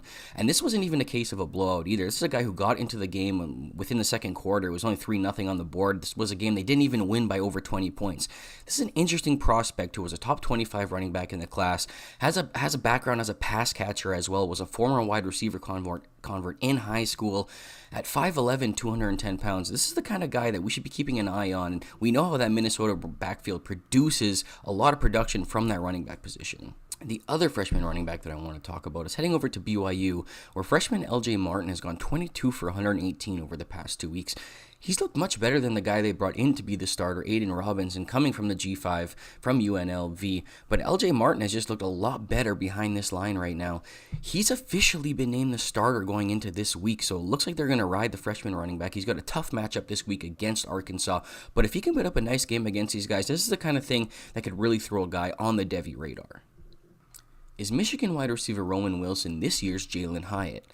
Now, I don't necessarily mean that from an offensive standpoint or a production standpoint. I mean, these guys operate in very different roles. They came from very different offenses. If anything, Michigan's offense is probably respected a little bit more from the NFL. But when you look at their profiles, they actually share a lot of similarities. These guys were both decent ranking prospects in their draft class. The Devy community liked them as prospects and kind of wrote them off after really slow starts to their career. And then we saw Jalen Hyatt kind of blow up before entering the NFL. Now, Roman Wilson is kind of doing the same thing. They're also pretty similar prospects from a build standpoint. I mean, for anybody who doesn't know, Roman Wilson is a certified freak. I mean, as a prospect, he's got a 4.37 verified 40, 39-inch vertical, sub 4-second shuttle at 6 foot, 180 pounds. I mean, this is the kind of build that Jalen Hyatt had. This is the kind of build that the NFL likes nowadays. It's the type of athleticism that leading up to the draft is going to turn a lot of heads.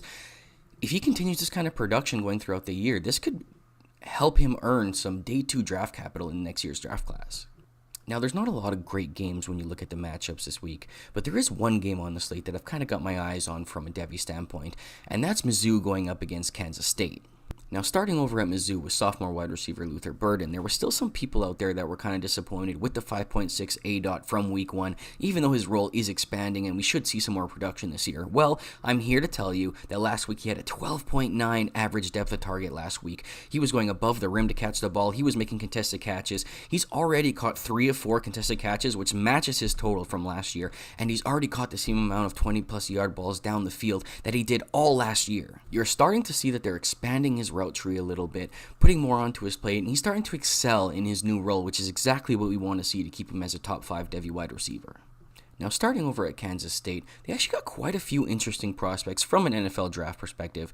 Starting over at the tight end position with tight end Benson Knott, who had a really strong connection once Will Howard took over last year, really put down a strong performance down the stretch, opened it up with another strong performance to start the year this year. It was kind of quiet last year, but he opened up as Dean Brugel's early tight end 3 in his early 2024 draft rankings, so he's definitely a guy that we need to be keeping an eye on. Speaking of quarterback Will Howard, in a quarterback class that really doesn't have a lot of answers after the top 2 guys, he's a pretty interesting prospect who's came on really strong last year after taking over at Kansas State and taking them to a Big 12 championship last year. Over the last 7 games of the season, he threw for the most yards, the most touchdowns, the second highest average depth of target, and the second fewest interceptions in the Big 12. He's already accounted for over 585 yards and 7 touchdowns over the first 2 weeks of the season. He's just a really interesting prospect that I think displays the arm talent and the football IQ to earn himself a mid-round selection in the NFL draft. And last but not least, I want to talk about a little bit of a sleeper here, a little bit of a quarterback that's been making some waves early in the season. That's Stanford sophomore quarterback Ashton Daniels, who surprisingly earned the starting role heading into the season this year.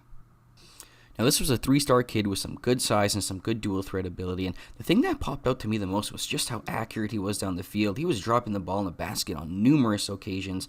In his first start versus Hawaii, he was credited with 3 big-time throws, a 10-yard ADOT, and just under 300 yards and 2 touchdowns.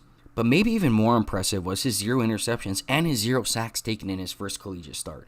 Now, he got injured early in the following week versus USC, so we never really got to see how he would have performed against a better opponent like that. This week's not much better. He gets a cupcake matchup against Sacramento State, but it looks like he's fully ready and fully healthy to go. This should be a nice confidence booster for him going into the rest of the season. But that about wraps up the Devy Sesh for this week, guys. Make sure you guys are checking out the Back to Devy podcast every Wednesday morning, the #1 Devy podcast on the Campus2Canton Devy feed. Don't let anybody else tell you different, and make sure you guys are keeping it locked with Campus2Canton for everything you need throughout the season.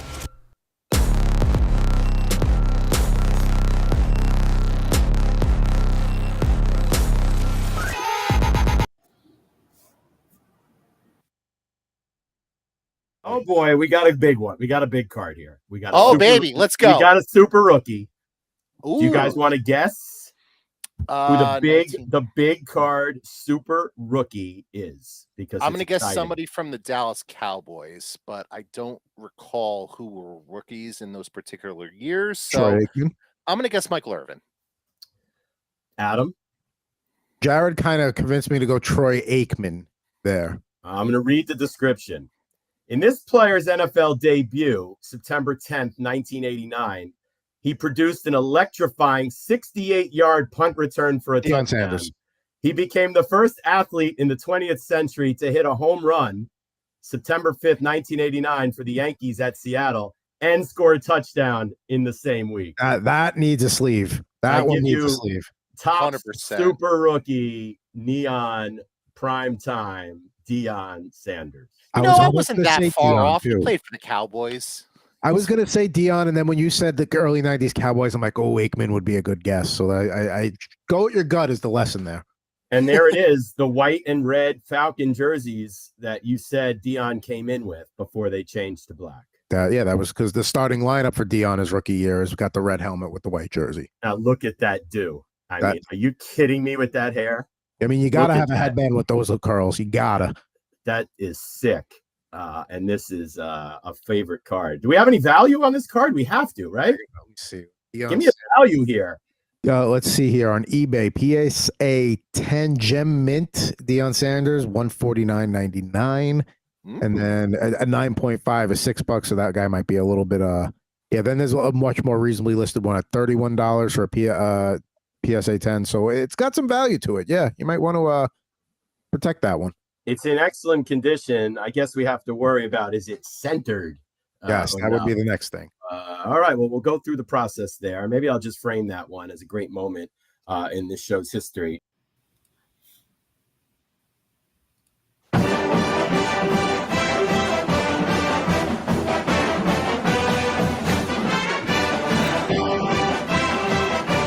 Man, something about a marching band. This feels right as that air gets a little colder on Saturday mornings. I tell you what.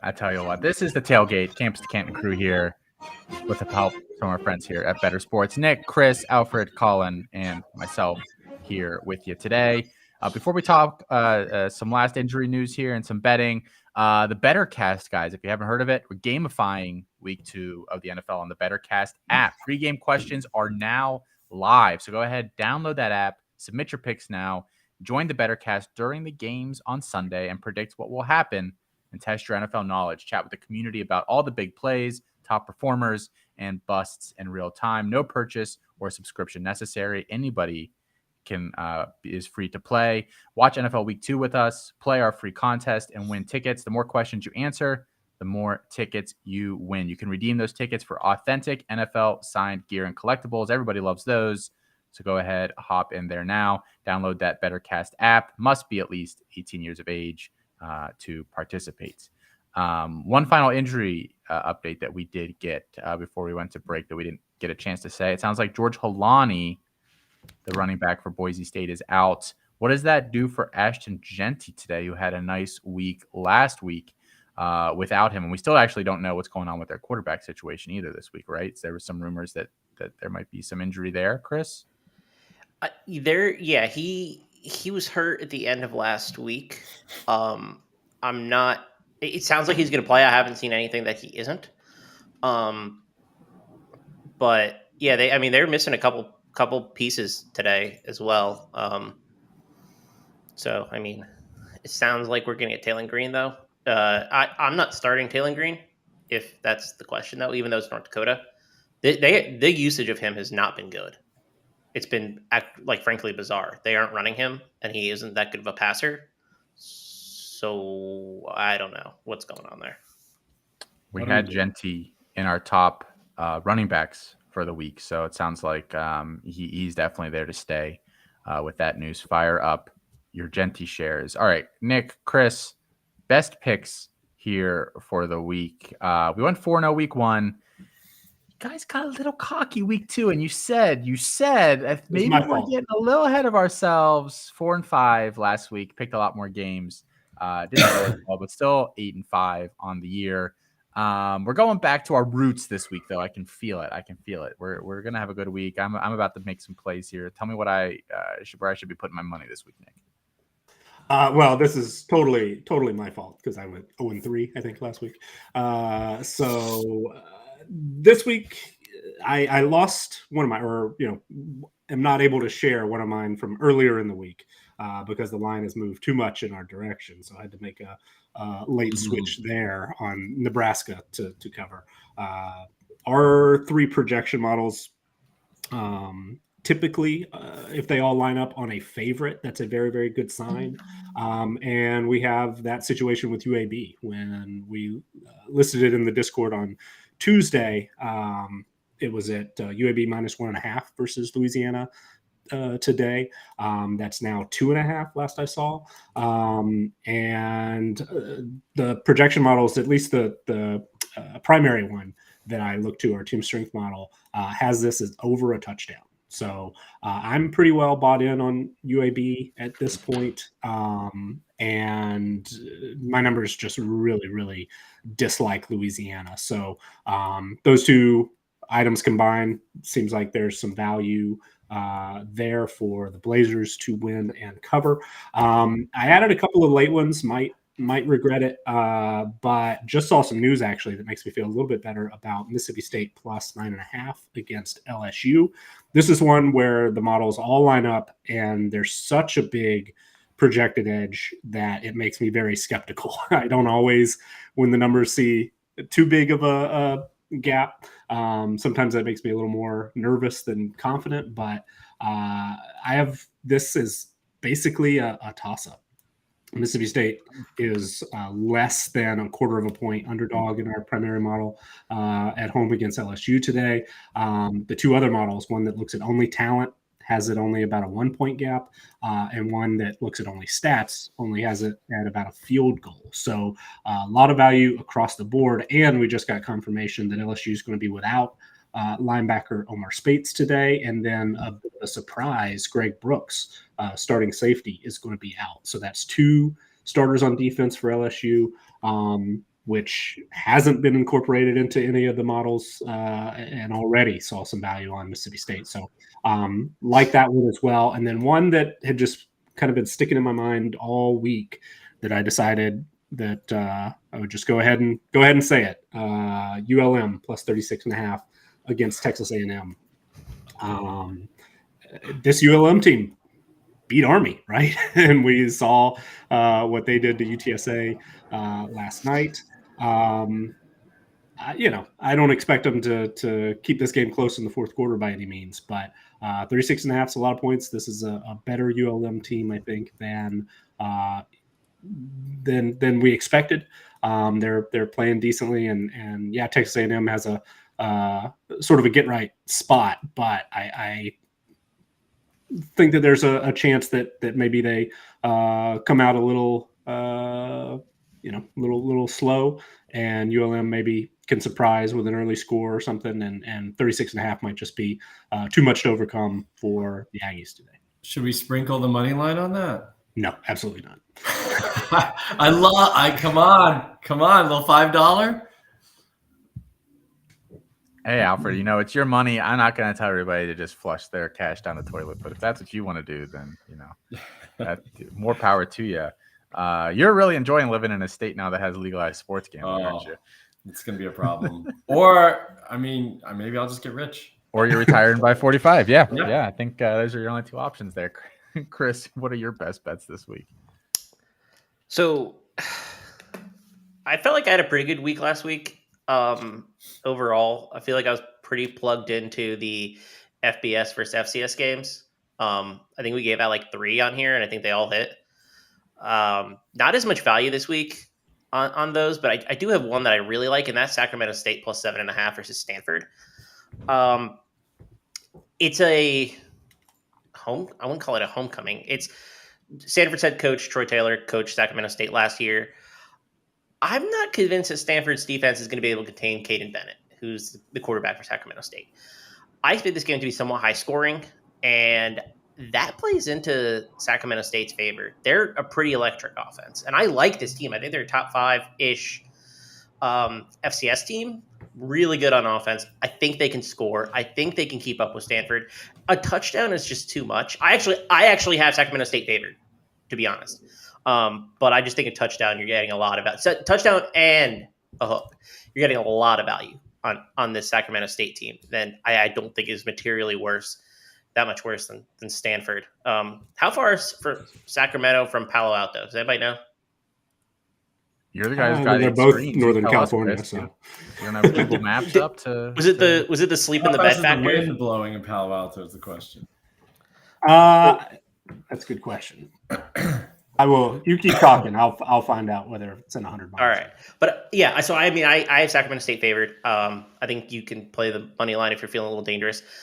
One thing that I like to note is how the special teams are on some of these teams, because if the special teams are good, then that gives the FCS team a little bit of an edge, because they could do more things. They don't have to go for it every fourth down. And this kicker is pretty good for Sacramento State. He's a transfer in, Zach Schreiner. He's been kicking he's made all extra points last year.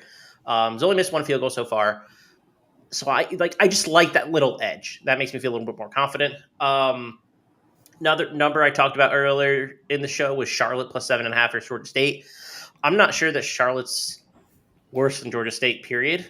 I think they might actually be a little bit better. But, you're getting a touchdown and a half point again on this line. I think Charlotte's a live dog here as well.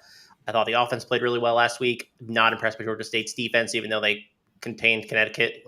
Cool, you contained UConn. Not really Not really that impressed with what they're doing. I think this game's going to be pretty high scoring as well. I think Charlotte can keep up. I actually really like what I've seen from Charlotte the first 2 weeks. I think Biv Pogge's kind of onto something there.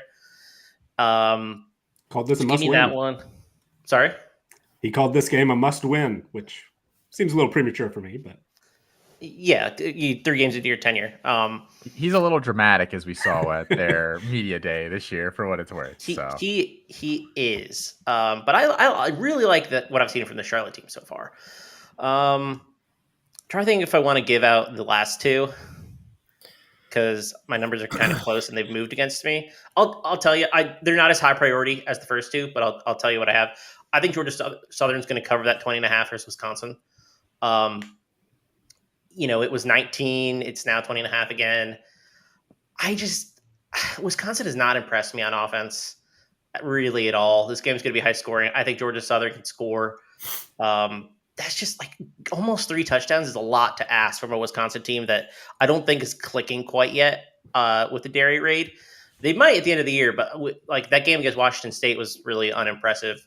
But maybe they just run the ball, and that's what happens, and they contain the offense. But if you're going to give me almost 3 touchdowns, I think I'm going to back Georgia Southern because I really like what I've seen from this offense. And I think Brian Ellis, the offensive coordinator for Georgia Southern, is going to be like the next hot name. He can call some plays. No, I'm not going to get out the last one. That one is a little. What was Cam Rising playing today? I haven't seen confirmation either way on that. I'm not sure we'll know until closer to game time. If Cameron Rising doesn't play, I'm on Weber State plus 28 to cover against Utah. I think that number is a little big if we're getting Nate Johnson and not Cam Rising. So, Chris, I want to ask you some things around that Wisconsin-Georgia Southern game because I do find that interesting. If you can find a 21 somewhere, would you play that? Yeah, for sure. Even if it's like a little juice. I mean, Bet Rivers has been giving out some like 7 cents for a point, which is a lot, like not nearly enough through key numbers. So, I mean, I bet you could find that this morning. So if you get like minus 117 for 21, I mean, I'd be all over that. I don't know if there's 21s currently out there, like listed numbers. I don't really like buying points, but if you're buying half a point for 7 cents, I mean, that's not a bad value.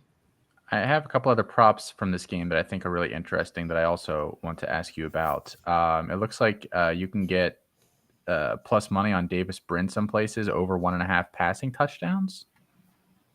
I mean, that's how they're going to score, probably. I mean, I don't think they're going to score rushing touchdowns. Yeah. So, well, I mean, they might. Their running backs aren't bad. But. Yeah. No, what's the value there? Plus 110 for over 1.5 passing touchdowns. I don't think that's bad value. Okay.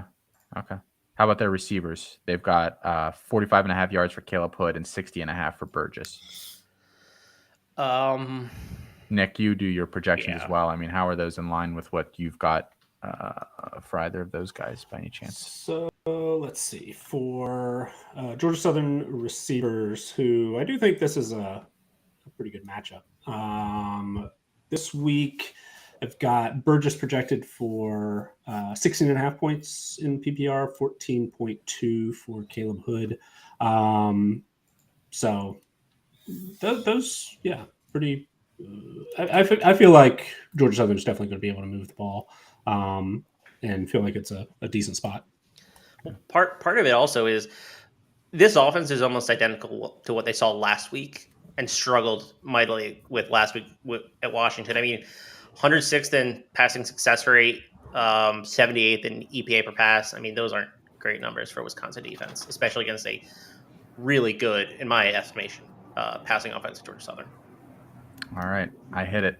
So there we go. Thanks, guys. All right, let's get into our games of the week here. We're picking these 5. All lines come from DraftKings as of late yesterday afternoon, so they might have moved, half a point, something like that. But nothing too crazy going on there. Let's start with LSU, number 14 LSU at Mississippi State. 9.5 is the line there, as we discussed earlier. Nick, what do you like?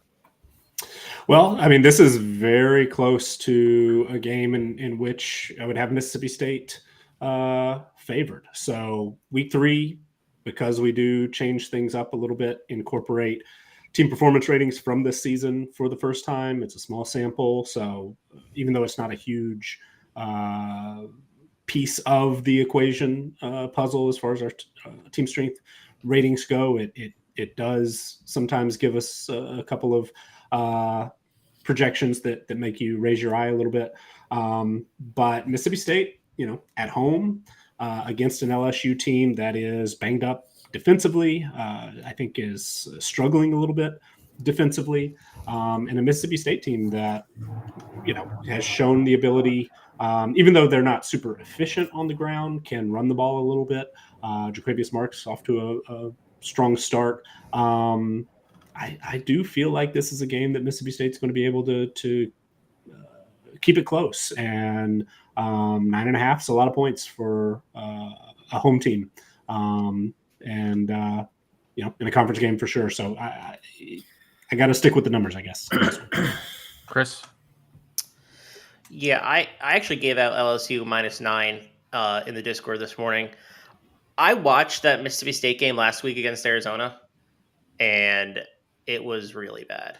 I mean, they took this offense is like totally neutered, not playing to Will Rogers' strengths. I just don't like what I've seen.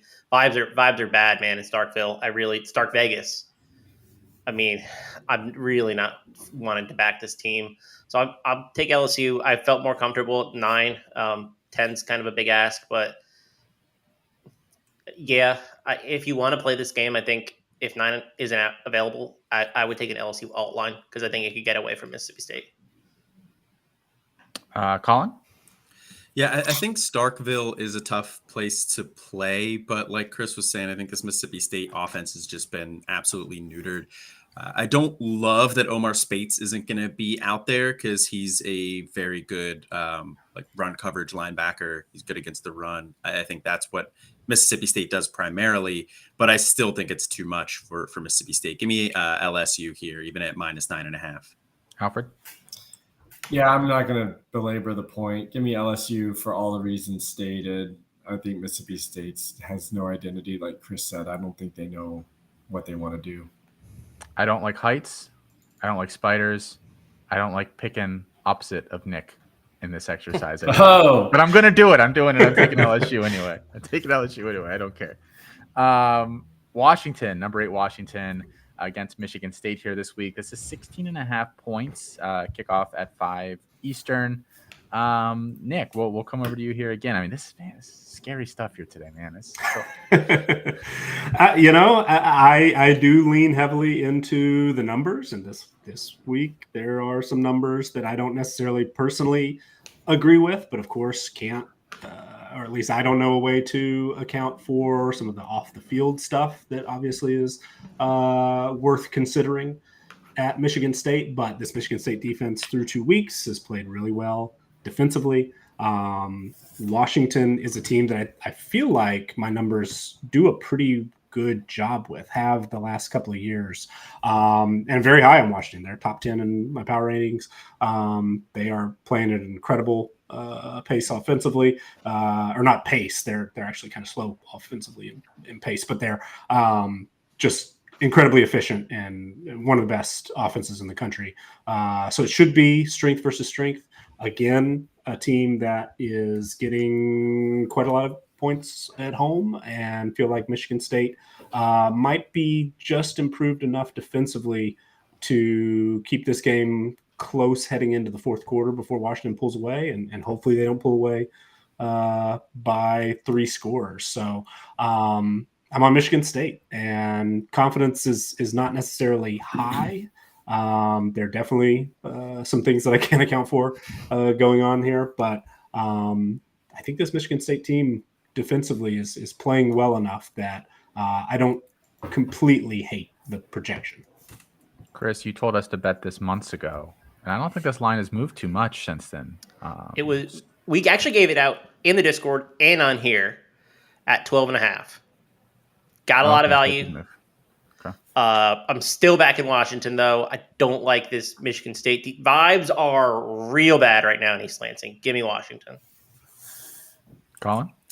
Yeah, like Nick said, you can't always account for some of the off the field stuff in the numbers, but I think that this Michigan State team is looking rough right now with everything going on with Mel Tucker. I mean, maybe they get a little boost from D'Antonio reportedly having some sort of a role here, but I think this Washington team is just head and shoulders better. Give me Washington even at 16.5.